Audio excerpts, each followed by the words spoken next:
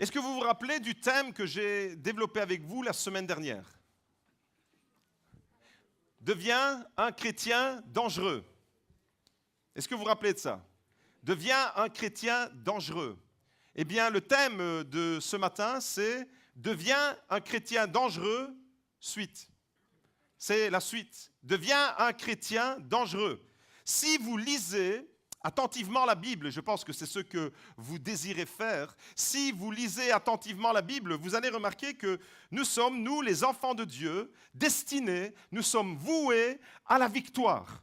Nous sommes destinés à connaître une vie de victoire, à ne pas nous installer dans l'échec, à ne pas nous installer dans la défaite. 1 Corinthiens, chapitre 15, verset 56, c'est l'apôtre Paul, poussé par le Saint-Esprit, qui dit « L'aiguillon de la mort, c'est le péché, et la puissance du péché, c'est la loi, mais grâce soit rendue à Dieu qui nous donne la victoire par notre Seigneur Jésus-Christ. » Est-ce que vous pouvez souligner dans vos Bibles ce verset?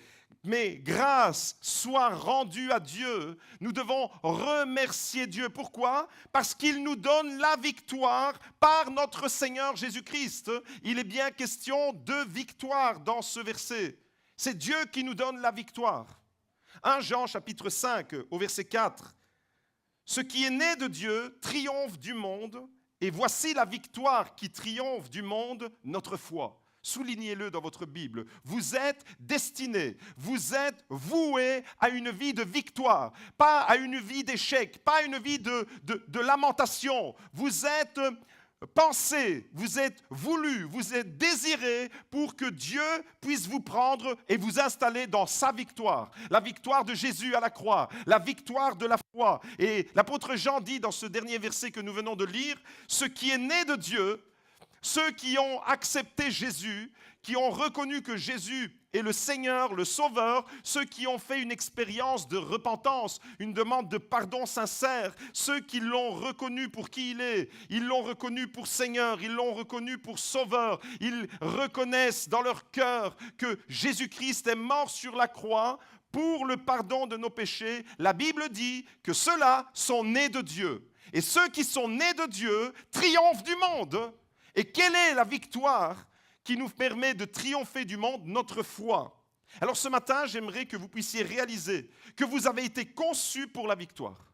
Vous avez été créés pour la victoire. Vous avez été sauvés en Jésus-Christ pour la victoire. Vous avez été scellés par le Saint-Esprit pour la victoire. Si de temps en temps je dis des choses intéressantes, vous pouvez dire Amen.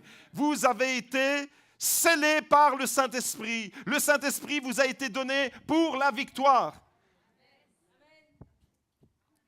Je vais répéter la phrase parce que je crois qu'il y a un problème dans la sono. Je m'adresse à l'équipe. Est-ce qu'on peut amplifier le son dans la salle? Vous avez été créés pour la victoire. Vous avez été scellés pour la victoire. Vous avez été aimés pour la victoire. Vous avez été sauvés en Jésus-Christ pour la victoire et le Saint-Esprit vous a été donné pour la victoire. Amen. Alléluia, vous êtes bien là. Selon les critères de la parole de Dieu, un chrétien dangereux, c'est un chrétien victorieux. Un chrétien dangereux, ça va en parallèle, c'est la suite de la semaine dernière. Un chrétien dangereux, c'est un chrétien victorieux. Alors la semaine dernière, nous avons vu que le chrétien dangereux fait des ravages dans le camp de l'ennemi. Et nous avons pris quelques exemples concrets. Vous vous rappelez de William Booth, ce fondateur de l'armée du salut. Il est devenu un homme dangereux et il est devenu dangereux pour la pauvreté. Il a créé l'armée du salut. Au même moment, aux États-Unis, il y avait Abraham Lincoln, un homme qui est devenu dangereux et qui a aboli l'esclavage. Et puis, au XXe siècle, au début du XXe siècle, dans le pays de Galles, un pasteur dangereux, une église dangereuse, dans un petit village perdu du pays de Galles, sont devenus tous ensemble des hommes et des femmes, des chrétiens hyper dangereux. Le réveil du pays de Galles, les bistrots fermés les uns après les autres, les églises se remplissaient, la police n'avait plus de travail pratiquement. Pourquoi? Parce que quand il y a des hommes et des femmes dangereux, eh bien, il y a l'action de l'Esprit de Dieu qui se manifeste avec puissance. Abraham Lincoln abolit l'esclavage, un homme dangereux. William Booth a fondé l'armée du salut, un homme dangereux. On a vu Martin Luther King dans les années 60 aux États-Unis, un homme dangereux qui va se battre non pas avec les armes de la haine, parce qu'on est dangereux par l'amour de Dieu. C'est l'amour de Dieu qui nous rend dangereux. Et Martin Luther King, par son combat sur la non-violence, il est devenu un homme dangereux pour le système qui était mis en place aux États-Unis, qui excluait les Noirs et qui considérait que les Noirs étaient des habitants, des citoyens de deuxième catégorie. Martin Luther King est devenu à sa façon un homme dangereux. Et ce matin, je le déclare encore sur votre vie. Vous êtes destinés à être des hommes et des femmes dangereux pour la gloire de votre Dieu. Amen. Ça, c'était la semaine dernière. Cette semaine, nous allons découvrir aujourd'hui que le chrétien dangereux augmente la qualité et l'efficacité de sa propre vie. La semaine dernière, on a vu que le chrétien dangereux fait des dégâts dans le camp de l'ennemi. Il se bat pour faire reculer les ténèbres, mais l'homme dangereux, et il est important de bien le comprendre, l'homme et la femme qui devient dangereux parce que l'Esprit de Dieu va commencer à l'animer. On a vu que pour être dangereux la semaine dernière, il fallait être passionné de Dieu, il fallait rechercher la proximité de Dieu, il fallait être activé par l'Esprit de Dieu. Et quand tous ces paramètres sont rassemblés, on devient des hommes et des femmes extrêmement redoutables. L'ennemi va commencer à te redouter quand tu vas être passionné de Dieu, quand tu vas rechercher la présence de Dieu et quand tu vas laisser le Saint-Esprit activer en toi le feu pour aller sauver des âmes. Mes amis, cette semaine, nous allons découvrir que non seulement nous sommes destinés à être dangereux et faire des ravages dans le camp de l'ennemi, mais l'homme et la femme, le chrétien et la chrétienne dangereuse, eh bien, il augmente la qualité de sa propre vie et l'efficacité de son ministère, l'efficacité de son service. Vous avez compris, les enfants de Dieu sont destinés à la victoire parce que notre Dieu est victorieux. Nous sommes destinés à la victoire parce que, par sa mort et sa résurrection, Jésus a fait de nous des plus que vainqueurs. Voilà pourquoi nous sommes destinés à la victoire. Parce que notre Dieu est le grand vainqueur. Parce que Jésus, par sa mort et sa résurrection, a fait de nous des plus que vainqueurs. Et parce que le Saint-Esprit nous conduit dans une vie de victoire. Le Saint-Esprit qui nous a été donné nous conduira de victoire en victoire, de gloire en gloire, de bénédiction en bénédiction. Je ne m'arrêterai pas tant que vous ne dites pas Amen. Alléluia, c'est Dieu qui est grand, Dieu est bon, Dieu est fidèle. Ce matin, je veux le déclarer sur chacun d'entre vous. Ce matin, je veux le déclarer sur les enfants de Dieu que nous sommes. Je déclare que ce lieu, je déclare que cet endroit où tu te tiens, regarde autour de toi, oui, cet endroit où tu te tiens, ce lieu, cet endroit, cette église est un lieu de victoire. Ta maison est un lieu de victoire. Ton couple est un lieu de victoire. Le temps que tu passes avec tes enfants, c'est destiné à la victoire. Sur ton lieu de travail, c'est un lieu de victoire. Quand tu vas faire ton jogging, c'est un lieu de victoire. Pourquoi? Parce que le Saint-Esprit t'accompagne dans tous les mouvements, dans tous les déplacements. Partout où tu vas, le Saint-Esprit t'accompagne. Si tu es dans l'obéissance, si tu cherches la gloire de Dieu, tu as la victoire avec toi, la victoire de la croix. Nous l'avons chanté, cette croix me sera toujours chère, parce que c'est là ma victoire. Ce n'est pas parce que moi, je suis meilleur qu'un autre que je peux prétendre à la victoire. C'est parce que Dieu est victorieux. Parce que par sa mort et sa résurrection, Jésus fait de moi un plus que vainqueur. Et parce qu'il m'a donné son Saint-Esprit qui me conduit de jour en jour, d'étape en étape, de victoire en victoire, de bénédiction en bénédiction.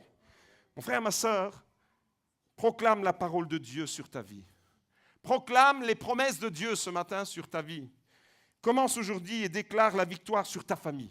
Est-ce que tu peux déclarer la victoire? Peut-être que ta famille est en train de traverser un moment de bouleversement. Peut-être qu'en ce moment, ton couple est en train de traverser un moment de crise. Proclame la victoire de Jésus sur ton couple. Proclame la victoire de Jésus sur ta famille. Est-ce que ce matin, je peux entendre des hommes et des femmes qui déclarent la victoire de Dieu sur leur famille, sur leur couple, sur tes difficultés? Tu rencontres des difficultés en ce moment.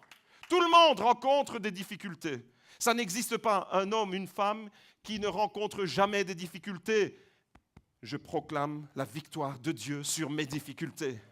Je proclame la victoire de Dieu sur les épreuves que je traverse en ce moment. Les épreuves ne vont pas m'abattre. Les épreuves vont me rendre plus fort parce que je suis un plus que vainqueur.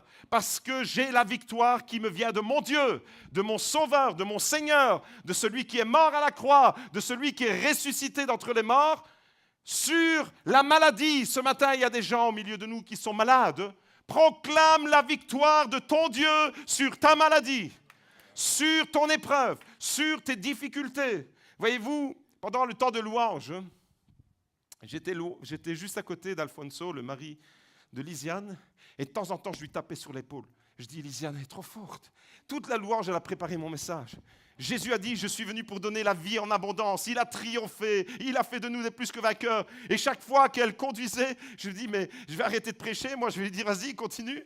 Parce que c'est extraordinaire de voir comment l'Esprit de Dieu, il nous connecte. L'Esprit de Dieu avait déjà préparé nos cœurs pendant ce temps de louange, parce que les thèmes qui ont été abordés pendant la louange, et je vous assure qu'elle ne savait absolument pas sur quoi j'allais prêcher ce matin, mais l'Esprit, lui, il le savait. C'est le même esprit qui a animé et qui a mis un feu dans le cœur de Lisiane pour la louange. C'est le même esprit qui m'a donné ce thème pour vous ce matin. J'aimerais vous dire ce matin que tu peux proclamer la victoire. Parce que Jésus, Jean chapitre 10, verset 10, nous dit « Le voleur ne vient que pour voler, détruire, égorger. Ça, c'est celui qui veut vous détruire.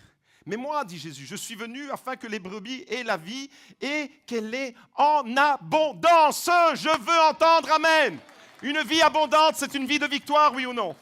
C'est une vie de plénitude, c'est une vie de qualité. Jean chapitre 17, au verset 3, c'est ce qu'on appelle communément la prière sacerdotale. Jésus est en train de prier le Père parce qu'il s'apprête à le rejoindre. Jésus, qui est Dieu de toute éternité, s'est dépouillé de sa gloire. Il s'est abaissé.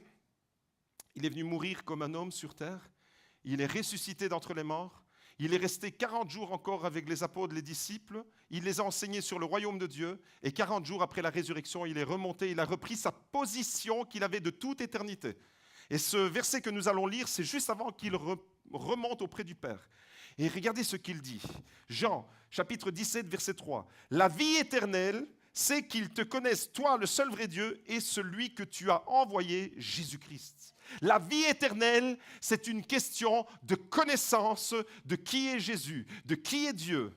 Jésus est venu pour donner la vie en abondance. Ça, c'est une vie de qualité, pas une simple vie, pour reprendre les termes de la louange. Mais Jésus est venu pour nous donner une vie de plénitude, une vie de victoire, une vie où on ne subit pas les assauts des épreuves de l'ennemi qui veut nous ravager, mais une vie remplie, une vie pleine, une vie de qualité. C'est ça la vie éternelle. La vie éternelle, c'est déjà maintenant. Parce que si je connais Jésus et si Jésus est dans mon cœur, je suis déjà dans la vie éternelle. Je ne vais pas attendre ma mort physique pour commencer la vie éternelle, parce que la vie éternelle, c'est déjà maintenant que ça commence. Si tu as le Fils de Dieu, tu as la vie. Et si tu as Jésus dans ton cœur, eh bien, s'il est ton Sauveur, s'il est ton Seigneur, tu as non seulement la vie, mais cette vie de plénitude, cette vie d'abondance, cette vie que la Bible appelle la vie éternelle. En hébreu, la vie éternelle peut se dire de différentes façons. Une des manières très communes, c'est, pour la vie éternelle, c'est Chaye Olam. Dites avec moi, Chaye Olam. Ça, c'est la vie éternelle. Chaye, c'est la vie, Olam, c'est l'éternité. Ou alors, on peut le dire aussi, Chaim Lanetzach. Et vendredi, pour ceux qui seront là, on va chanter Chaim Lanetzach.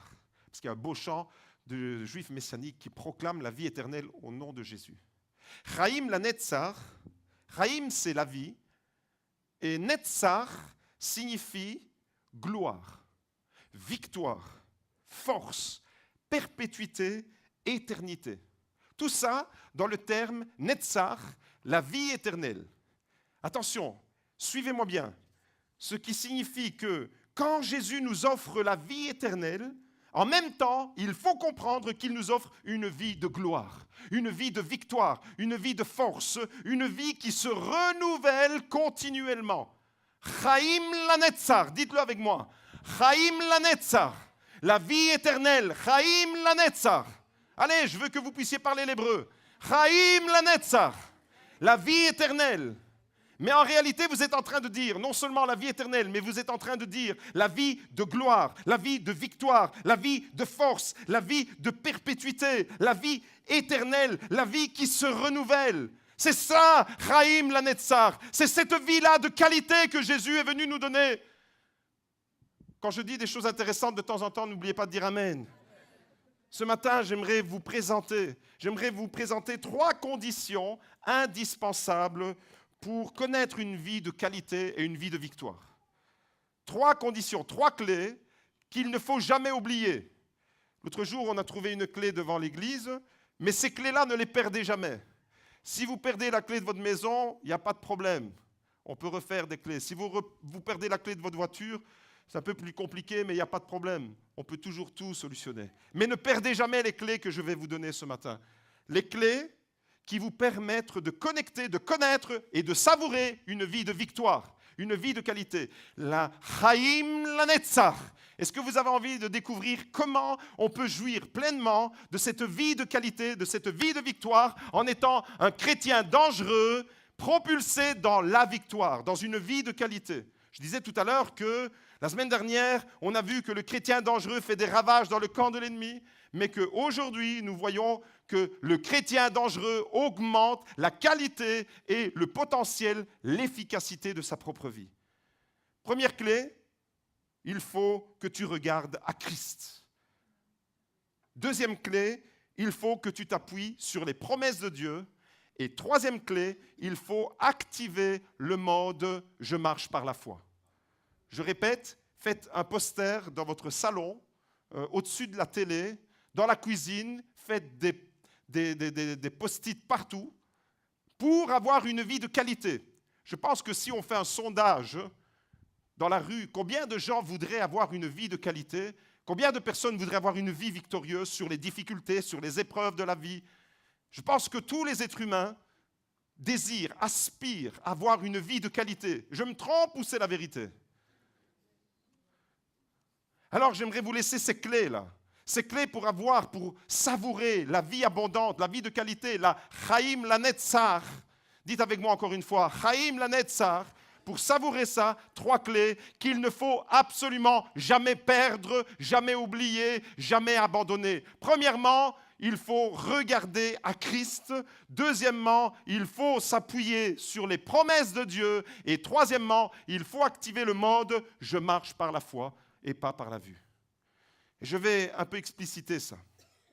Voyez-vous, tous les hommes de Dieu, tous ceux qui ont réalisé des choses glorieuses dans leur vie, tous ceux qui ont réalisé un projet merveilleux pour la gloire de Dieu, on a cité quelques noms la semaine dernière, je les ai rappelés, et il y en a encore bien d'autres, tous ceux qui ont réalisé des choses merveilleuses pour la gloire de Dieu, la Bible elle est remplie d'hommes et de femmes qui ont vraiment accompli à travers leur vie, à travers leur destinée, des merveilles pour la gloire de Dieu.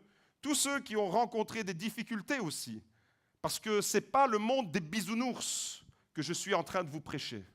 La vie, ce n'est pas le monde des bisounours. La vie, elle est dure des fois, et elle ne vous fera pas de cadeau. Mais moi non plus, je ne lui ferai pas de cadeau. Et je prends la victoire qui me vient de Jésus. Et si la vie, elle veut me rendre la vie difficile, si l'ennemi de mon âme veut me rendre la vie difficile, je veux proclamer que je suis un chrétien dangereux qui fait des ravages dans son corps, mais qui aura une qualité de vie augmentée. Une vie de qualité, une vie Chaim Lanetzar, la vie dans la gloire, la vie dans la victoire, la vie dans la force et la vie qui se renouvelle et qui est en constant renouvellement. Voyez-vous, tous les hommes de Dieu de la Bible et en dehors de la Bible, tous ceux qui ont réalisé des merveilleux projets, tous ceux qui ont rencontré des difficultés, des épreuves, mais qui ont triomphé, remporté des victoires, sont tous des hommes et des femmes qui regardaient à Christ, qui s'appuyaient sur les promesses de Dieu et qui activaient le monde « Je marche par la foi ». Je marche par la foi, qu'est-ce que ça veut dire? Je marche en faisant confiance à mon Dieu et pas aux circonstances que je suis en train de traverser. Je marche en regardant à Jésus. Ça, c'est la qualité. Vous savez, malheureusement, il est tout à fait possible de passer à côté d'une vie d'église de qualité. C'est tout à fait possible parce qu'on ne regarde plus à Christ. Et quand on ne regarde plus à Jésus, on commence à regarder aux autres. On commence à regarder autour de soi. On commence à regarder aux défauts des autres. Les autres, ils sont pleins de défauts, nous, on n'en a pas, n'est-ce pas? Il n'y a que les autres qui ont des défauts. D'ailleurs, un philosophe célèbre, Jean-Paul Sartre, disait « L'enfer, c'est les autres ». Quand on ne regarde plus à Jésus et qu'on commence à regarder les autres, quand on s'arrête sur des déceptions de tout genre, on peut être déçu d'une personne, on peut être déçu d'un frère, d'une sœur, on peut être déçu d'un collègue de travail, on peut être déçu de son patron, on peut être déçu de son ouvrier si on est le patron, on peut être déçu de son pasteur, le pasteur peut être déçu de ses paroissiens, on peut être déçu de son épouse, on peut être déçu, moi ça ne m'arrive jamais, on peut être déçu, elle peut être déçue de moi, ça lui arrivera certainement souvent et ça lui arrivera encore à l'avenir. On peut être déçu, par mille et une choses, voyez-vous. Quand on ne regarde plus à Jésus, on commence à fixer notre attention sur toutes ces choses que je viens d'énumérer, sur les défauts des autres. On remarque que les autres, ce n'est pas des bons chrétiens. Attention, ce n'est pas des bons chrétiens. On remarque que les autres, en réalité, ne sont pas comme nous, on aimerait qu'ils soient. Il ne s'agit pas d'être des bons chrétiens. On a envie qu'ils rentrent dans notre moule, dans notre schéma.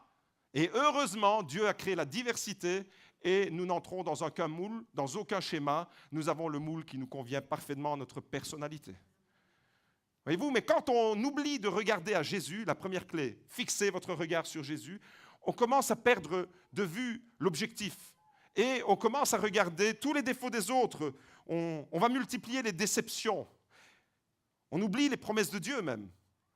Dieu nous a fait des promesses, Dieu nous a parlé, Dieu nous a donné un projet, Dieu nous a gravé dans le cœur un projet, une vision. Et comme dit Habakkuk, il faut graver la vision et courir après sa réalisation.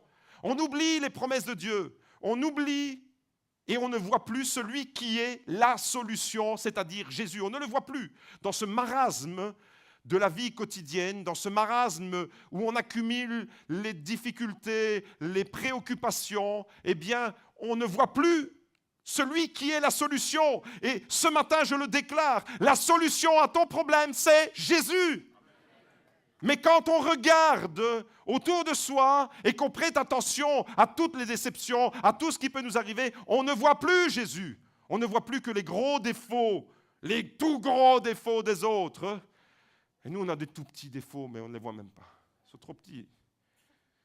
Le résultat, quand on vit ces choses que je viens de dire, c'est une vie spirituelle, une vie d'église frustrante, décevante, non victorieuse. Ce n'est pas pour ça que tu as été créé. Ce n'est pas pour ça que Jésus t'a racheté. Jésus t'a racheté pour que tu aies une vie en abondance. Jésus t'a donné la vie éternelle. Chaim lanetzach. Jésus t'a donné la vie éternelle. Chaim lanetzach. Une vie de gloire, une vie de victoire, une vie de force et une vie qui se renouvelle dans la plénitude de son amour. Voilà la vie, la qualité de vie éternelle qu'il nous offre. Ce matin, j'aimerais te dire, mon frère et ma sœur, si malgré tes problèmes, ceux que tu traverses en ce moment, je ne les connais pas, mais toi tu sais quelles sont les difficultés que tu traverses. Si malgré tes difficultés, malgré tes épreuves, malgré ta souffrance, et elle peut être physique, elle peut être émotionnelle. Et souvent, c'est la plus douloureuse. Parce que la physique, on la voit. Et quand on souffre physiquement, on a au moins la compassion des autres. Mais une souffrance intérieure, il n'y a personne qui peut s'en apercevoir des fois. Et pour celle-là, on ne reçoit pas des marques d'attention des fois. Et on se sent même agressé, voyez-vous. Alors j'aimerais te dire que ta souffrance, Jésus la connaît. Il ne t'a pas oublié dans ta souffrance. Et si malgré tes difficultés, malgré l'épreuve que tu traverses, tu as une somme colossale de factures à payer. J'espère que ma femme, elle entend ce message. Tu as une somme de factures colossale à payer. Et tu te dis, comment je vais faire? Malgré tes factures, ma chérie, qui s'accumulent, regarde à Christ. Il est celui qui pourvoira à nos besoins. Alléluia. Il est celui qui ne nous abandonnera jamais. Si malgré les problèmes que tu traverses, mon frère, ma sœur, tes difficultés, tes épreuves, ta souffrance, si malgré tout ça, tu regardes à Christ, tu t'appuies sur les promesses de Dieu et tu actives le mode « je marche par la foi », Dis avec moi ce matin, j'active le mode. C'est un bouton que tu as dans ton disque dur. Tu le visualises où il est? C'est le bouton de ta volonté. Ce matin, va chercher le bouton. Tu es devant ton tableau de bord. Tu as plein de boutons inutiles. Les feuilletons style à l'eau de rose, les feux de l'amour, Falcon Crest, Dallas, Dynasty. Pardonnez-moi, je suis d'un autre millénaire. Moi, j'ai connu ça, Dallas, Dynasty, Falcon Crest. Mais je suis incapable de vous dire c'est quoi les séries aujourd'hui. Mais tous ces boutons que tu as là devant toi, ils sont inutiles. Moi, j'aimerais que tu puisses activer ce matin le bouton de ta volonté où tu programmes ton cœur, ta volonté, tu dis, je programme, je passe en mode, je marche par la foi. Dis avec moi ce matin, je marche en mode par la foi. J'active le bouton, j'active la marche par la foi. Je regarde à Christ, je m'appuie sur les promesses de Dieu et je marche par la foi. Et j'aimerais te dire, mon frère, ma sœur, que si malgré tous tes problèmes, malgré tes difficultés, malgré ta souffrance, malgré tes combats, malgré tout ça, tu regardes à Christ et que tu t'appuies sur les promesses de Dieu et que tu actives le mode « je marche par la foi », tu vas connaître la victoire. Tu vas savourer la victoire. Tu vas connaître dans tes difficultés ce que signifie « Chaim la Netzach ». Aujourd'hui, tu peux vivre maintenant la réalité de la vie éternelle. Une vie de gloire, c'est pour maintenant, c'est pas seulement pour après ta mort. Une vie de victoire, c'est pas seulement quand on va aller t'enterrer au cimetière et que ton âme sera pour l'éternité si tu as accepté Jésus dans la gloire de Dieu. Non, tu es déjà maintenant, tu es déjà désiré par Dieu pour que tu puisses connaître la gloire de son amour. Maintenant, une vie de qualité, c'est pour maintenant. Il n'y a que les violents qui s'emparent le royaume de Dieu. Il n'y a que ceux qui saisissent cette opportunité par la foi ce matin qui disent « Yes, parole de Dieu, je prends. Parole de Dieu, je prends. Parole de Dieu, j'accepte. Parole de Dieu, je me l'approprie. Je regarde à Christ, je m'appuie sur les promesses de Dieu et je marche par la foi. » Alléluia. Une orientation, un but, une vision. Jésus, c'est lui. Une manière de marcher avec Jésus, pas en regardant les circonstances que tu redoutes en ce moment, mais en t'appuyant sur les promesses de Dieu. Vous savez combien de promesses il y a dans la Bible? Il y a plus de 866 promesses. David Wilkerson a recensé toutes ces promesses dans un petit livret. Il y a quelques temps en arrière, j'avais annoncé à l'église, procurez-vous ce petit livret des promesses de Dieu, mettez-le dans votre sac à main. Et quand vous allez chez le dentiste, quand vous allez chez le médecin, quand vous allez n'importe où, vous ressortez et vous passez en revue les promesses de Dieu. Qu'est-ce que tu mets devant tes yeux?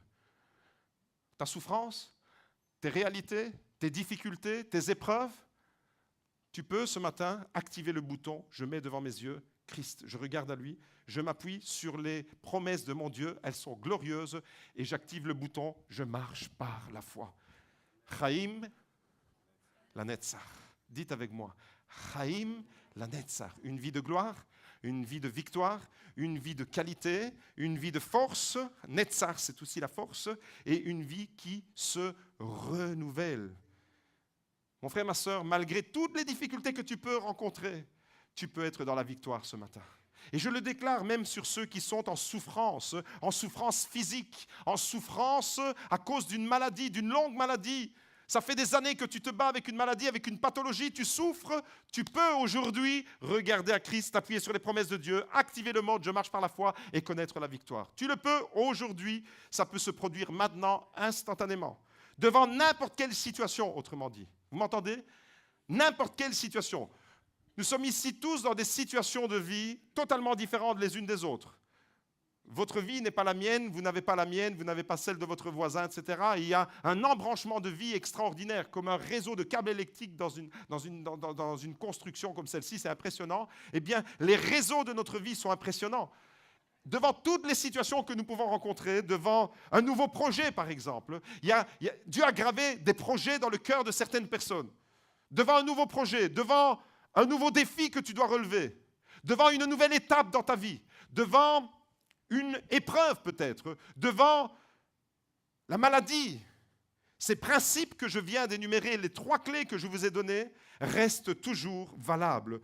Ils sont valables en tout lieu, en tout temps et en toutes circonstances. Et si je dis des choses intéressantes, n'oubliez pas de dire au passage « Amen ». En tout lieu, en tout temps et en toutes circonstances. Regarde à Christ, appuie-toi sur les promesses de Dieu et active le mode. Pas Aldo Machon. Je marche par la foi. Vous savez ce qui fait la différence entre ceux qui réussissent et ceux qui ne réussissent pas dans la vie? La réponse, c'est que certaines personnes se focalisent sur les problèmes et d'autres se focalisent sur la solution. Vous traversez les mêmes difficultés qu'un autre. Vous triomphez et l'autre, son univers s'effondre. C'est la même situation. Une personne regarde au problème, l'autre regarde à la solution. C'est ça qui fait bien souvent la différence entre celui qui réussit, celui qui connaît la victoire et celui qui ne la connaît pas. Vous savez, il y a même des personnes qui peuvent être dans votre entourage qui sont spécialistes pour trouver des problèmes à vos solutions. Vous avez des solutions et autour de vous, vous rencontrez plein de gens qui trouvent les problèmes à vos solutions. Vous dites, mais qu'est-ce que tu fais là? Va y venir. Il y a aussi des gens comme ça. Comment tu vas regarder? Ne regarde pas aux autres, regarde à Christ. Appuie-toi sur les promesses de ton Dieu et active le mode « Je marche par la foi ». Chaim lanetzar. Mes amis, le focus de ta vie, il est déterminant pour la qualité de ta vie. Je vais répéter une phrase que j'ai déjà dite. Quand je dis des choses intéressantes, de temps en temps, n'oubliez pas de dire « Amen ». Le focus de ta vie est déterminant pour la qualité de ta vie. Le focus, c'est-à-dire ton regard focalisé, où tu vas cristalliser ton attention, ton regard. C'est vers qui que tu poses ton regard. Le focus sur la solution, c'est le focus sur Jésus. Dans toutes les difficultés que tu peux rencontrer, le focus sur Jésus, c'est le focus sur la solution. Plus tu es focalisé, et plus tu vas augmenter ton potentiel qualité de vie. La lumière, regardez à l'extérieur, il y a de la lumière. La lumière, en réalité, on peut la concentrer. Vous savez que la lumière, on peut la concentrer? Comme les chrétiens, on peut les concentrer. C'est ce qui fait que certains sont concentrés. Pourquoi vous riez? La lumière, on peut la concentrer. Par exemple, la lumière, quand elle est diffuse, elle est agréable, n'est-ce pas? Qu'est-ce qu'elle fait quand elle est diffuse? Dehors, vous sortez, regardez à travers la fenêtre. Qu'est-ce qui se passe? La lumière, quand elle est diffuse comme ça, qu'elle n'est pas concentrée, elle nous éclaire. Et quand c'est la lumière du soleil, elle nous réchauffe même. Et puis, si vous êtes un tout petit peu aventurier dans l'âme et que vous avez déjà pris une loupe, et quand il y a des belles journées d'été avec le soleil, qu'est-ce que vous faites? Tous les enfants font ça. Avec une loupe. Avec une loupe, tu peux mettre le feu à la baraque de tes parents. Il ne faut pas le dire aux enfants. Les enfants, sortez vite. Avec une loupe, la lumière, tu peux la concentrer. Oui ou non? Certains sadiques, et je regarde dans les yeux, ont déjà fait ça sur des insectes. Arrêtez de dire non, vous l'avez tous fait. Enfant, une loupe, un rayon de soleil, concentré. Et vous voyez la fourmi en train de cramer. Vous l'avez déjà fait, arrêtez de me dire non. Donc, la lumière, quand elle est diffuse, elle vous éclaire. Mais quand on la concentre, on peut même détruire, on peut en tous les cas allumer un incendie. On peut allumer le feu. On s'arrête là, on ne va pas plus loin dans la chanson. On peut allumer le feu. Mais si on concentre encore la lumière, si on fait un focus sur la lumière, vous savez ce que vous arrivez à faire? Un laser. Et avec un laser, vous savez ce que vous pouvez faire? Vous pouvez découper une plaque d'acier. Mais avec le soleil et la lumière comme ça, vous ne pouvez pas le faire. Mais plus on concentre la lumière, et plus la lumière, elle est efficace, si vous voulez, on peut même soigner. Il y a des techniques médicales qui soignent avec le laser aujourd'hui. Mes amis, c'est la même chose avec Jésus. Jésus, il peut faire partie un peu comme ça des éléments autour de toi. Mais si tu concentres Jésus dans ta vie, si tu te concentres, si tu fais le focus sur Jésus, eh bien Jésus deviendra toujours plus efficace dans tes problèmes, pas parce qu'il est plus efficace de lui-même, parce que toi, tu restes plus focalisé. Le focus, vous avez compris, c'est quand on est focalisé, c'est quand on est concentré. Et plus tu es concentré sur Jésus pendant tes problèmes, et plus tu auras de l'efficacité pour résoudre tes problèmes. C'est Jésus la solution. Le focus, où est-ce que tu l'as dans ta vie? Aujourd'hui, tous autant que nous sommes, nous avons des focus. Certains ont le focus sur leurs préoccupations. D'autres ont peut-être le focus sur des papiers administratifs. Tu te débats avec des papiers administratifs, il te manque un papier. Et malheureusement, ton focus, il n'est pas sur Jésus, il est sur tes problèmes. Ton focus, il est peut-être sur ton compte en banque. Magda, bouge tes oreilles. Ton focus, il est peut-être sur ton compte en banque. Mais même si ton compte en banque, il crie « Au secours !»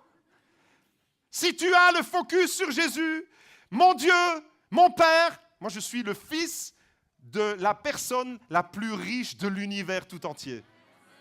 Tout l'argent, tout l'or du monde lui appartient. Alors il va quand même penser à son fils, non? Focus sur Jésus. Vous comprenez, mes amis? Quand on a le focus sur Jésus, eh bien, comme la lumière, quand la lumière est concentrée, elle est efficace. Et si tu te concentres sur Jésus, et si tu lui donnes toujours plus d'importance dans ta vie, et que tu regardes toujours à lui, tu seras efficace toi aussi. J'aime ces histoires de la Bible où il y a des hommes de Dieu qui ont reçu des missions. Et j'aime quand aujourd'hui Dieu dépose dans le cœur d'une personne une mission. Quand Dieu a déposé sur le cœur de Moïse une mission, Dieu a déposé la mission de libérer Israël de l'esclavage d'Égypte. Eh bien, lorsque Dieu a confié cette mission à Moïse, Moïse est devenu un homme extrêmement dangereux pour Pharaon et extrêmement efficace pour la victoire d'Israël. Si tu es dangereux pour l'ennemi, tu es efficace dans le camp de Dieu. Moïse aurait pu fixer ses yeux sur les problèmes. Moïse aurait pu se focaliser, faire le focus sur les problèmes. Le problème de l'esclavage. Il aurait pu se focaliser sur le problème de la complexité de la situation. Vous savez, vous êtes là devant une situation et vous dites « Waouh, c'est tellement complexe » et vous ne voyez plus que le problème dans sa complexité. Moïse, il aurait pu se focaliser sur le problème de l'esclavage, sur le problème de la situation, sur le problème de la puissance et la grandeur de Pharaon. Il aurait pu se focaliser sur le problème de la dure réalité du désert. Il aurait pu se focaliser sur le problème de la mer Rouge. Et maintenant, comment on traverse ce machin-là? Il aurait pu se focaliser sur le problème de la nourriture dans le désert ou du manque d'eau dans le désert. Vous comprenez qu'il aurait pu multiplier le focus du découragement. Il aurait pu multiplier à l'infini le focus sur les problèmes. Moïse aurait pu focaliser le focus sur le problème de la révolte de certaines personnes de son entourage, des gens collaborateurs très proches qui se sont révoltés contre Moïse. Et il aurait pu abandonner sa mission, abandonner son rêve, parce qu'autour de lui, il a connu lui aussi la trahison. Mais Moïse n'a pas regardé au problème, il n'a pas fait le focus sur les problèmes. Moïse a regardé à la solution. Moïse a fait le focus. Il est resté concentré sur la mission. Il a regardé à la nuée qui l'accompagnait. C'est la nuée qui ouvrait le chemin. Ce sont les plaies d'Égypte qui se sont abattues, que Dieu a envoyées sur l'Égypte. Ce n'est pas lui. C'est Dieu qui était à l'œuvre. Ce n'est pas lui. Quand il a pris le bâton de Dieu, c'était le bâton de Dieu. Mais c'est Dieu qui a ouvert la mer Rouge. Ce n'est pas Moïse. Moïse aurait pu multiplier les focus sur les difficultés est resté encore aujourd'hui en esclavage avec le peuple hébreu en Égypte. Mais Moïse a regardé à la solution. Il a fixé les yeux sur la nuée qui l'accompagnait. La nuée, elle est avec nous ce matin. La nuée, c'est la présence de Dieu. La nuée est avec nous ce matin. Moïse a fixé ses yeux sur la nuée. Il s'est appuyé sur les promesses que Dieu lui avait faites. Il s'est activé lui-même en mode « je marche par la foi ». Je vais au-devant de Pharaon par la foi. Je vais au-devant du désert par la foi. Je me présente devant la mer Rouge qui est comme une muraille infranchissable par la foi. Regarde à Christ, appuie-toi sur les promesses et active le mode « je marche par la foi ».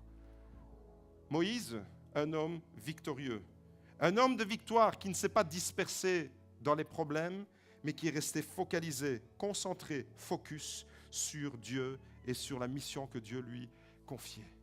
Mon frère, ma sœur, la Bible dit, Hébreux chapitre 11, verset 26, Moïse considérait l'humiliation attachée au Messie comme une richesse plus grande que les trésors de l'Égypte, car il avait les regards fixés, focus. Regardez, c'est dans la Bible. Il avait les regards fixés, le focus, sur la récompense à venir. Et la récompense à venir, c'est la présence même de Dieu. C'est par la foi.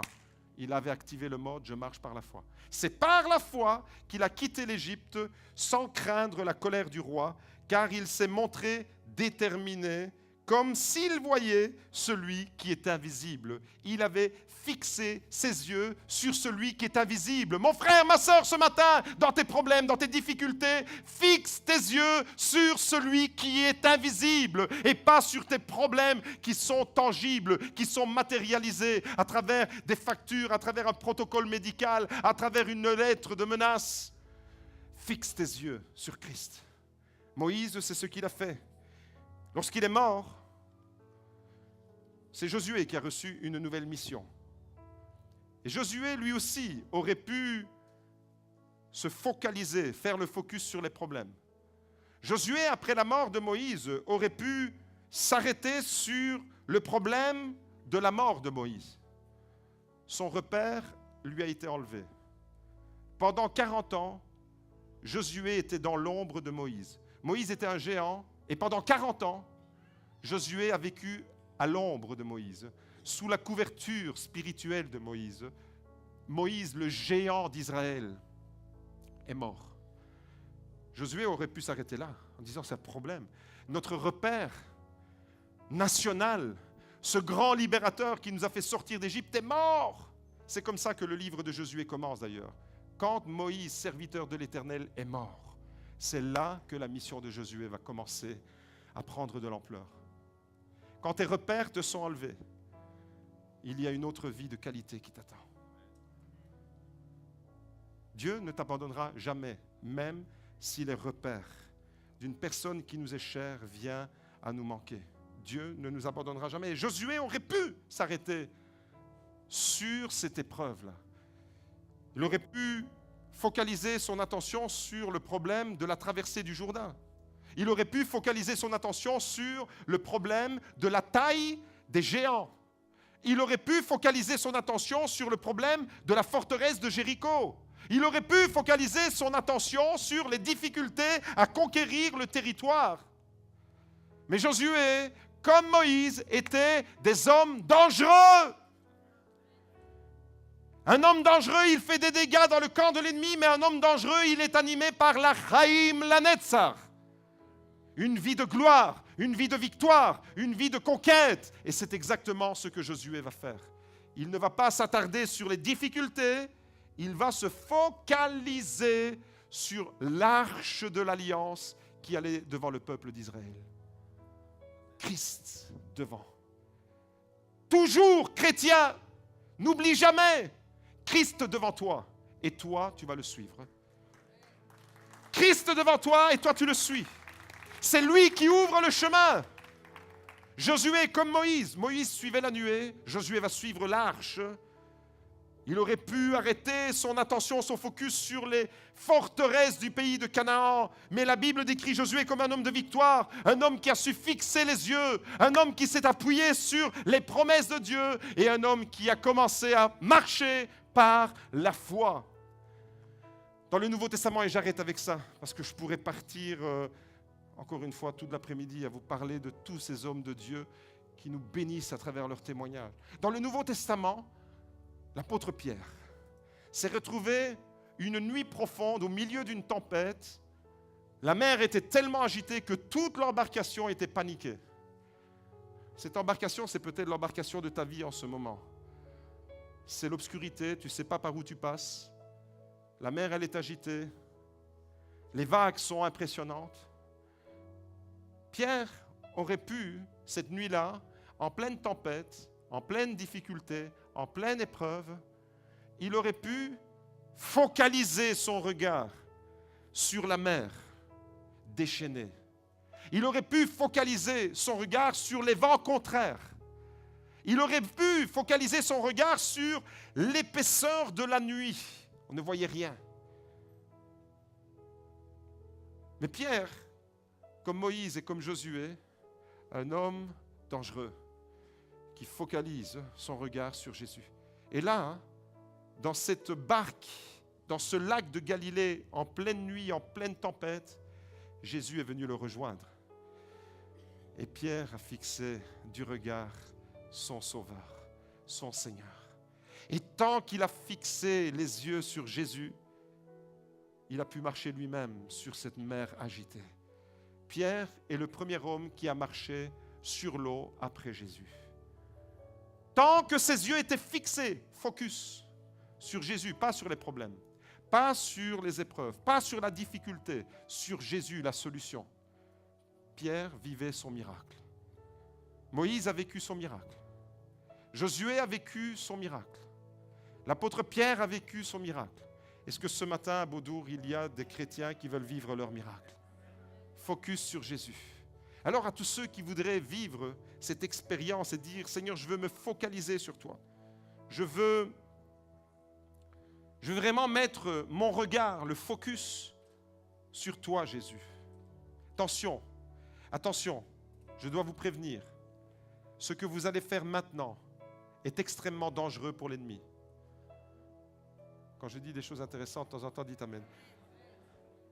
Ce que vous allez faire maintenant est extrêmement dangereux pour l'ennemi. Il le sait.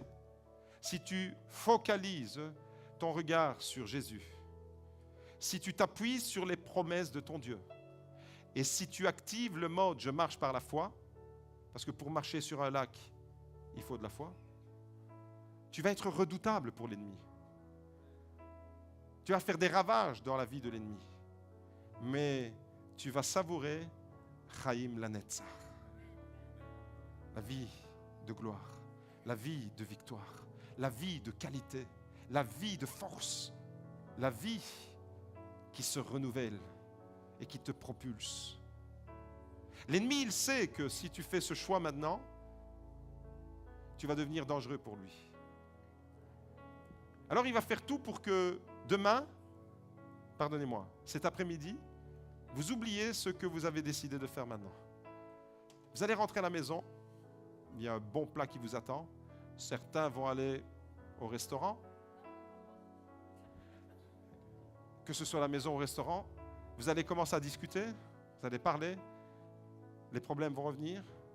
Et l'ennemi va faire en sorte que vous allez oublier le focus sur Jésus.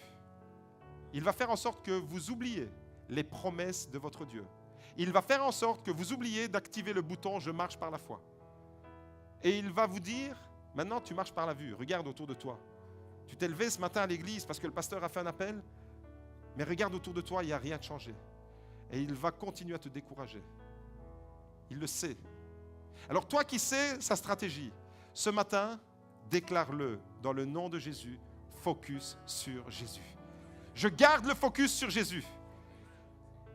Normalement, quand on garde le focus sur Jésus, on marche sur l'eau, on marche à travers la mer Rouge, on traverse le Jourdain et on ne reste pas assis sur une chaise à Beaudour. Ce n'est pas possible d'activer le bouton « Je marche par la foi » et de rester les bras croisés assis sur une chaise, parce qu'il y a le focus sur Jésus ce matin. Parce que je m'appuie sur les promesses de mon Dieu. J'active le bouton « Je marche par la foi ». Tous ceux et toutes celles qui veulent activer, tous ceux qui veulent focaliser leur attention sur Jésus, on va terminer le culte et on va proclamer sa victoire. Venez devant et on va terminer en proclamant la gloire de Dieu sur notre vie. Focus.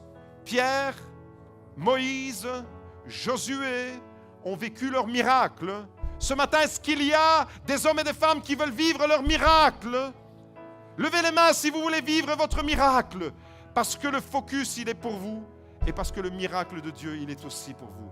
Victoire au nom de Jésus. Victoire au nom de l'Éternel.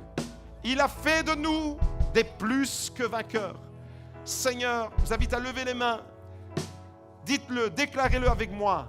Chaim lanetzach. Une vie de gloire, une vie de victoire, une vie de force, une vie éternelle, une vie de gloire, la vie de qualité de mon Sauveur. Alléluia. Merci Seigneur. In Yeshua Elohai Chaim lanetzach, Chaim lanetzach, Chaim lanetzach. In Yeshua Elohai Im Yeshua Elohai. Encore une fois, Chaim lanetzach, Chaim lanetzach, Chaim lanetzach, Chaim lanetzach. Im Yeshua Elohai, Chaim lanetzach, Chaim lanetzach, Chaim lanetzach. Im Yeshua Elohai. Encore une fois. Chaim lanetzach, Chaim lanetzach, Chaim lanetzach. Im Yeshua Elohai. Chaim lanetzach, Chaim lanetzach.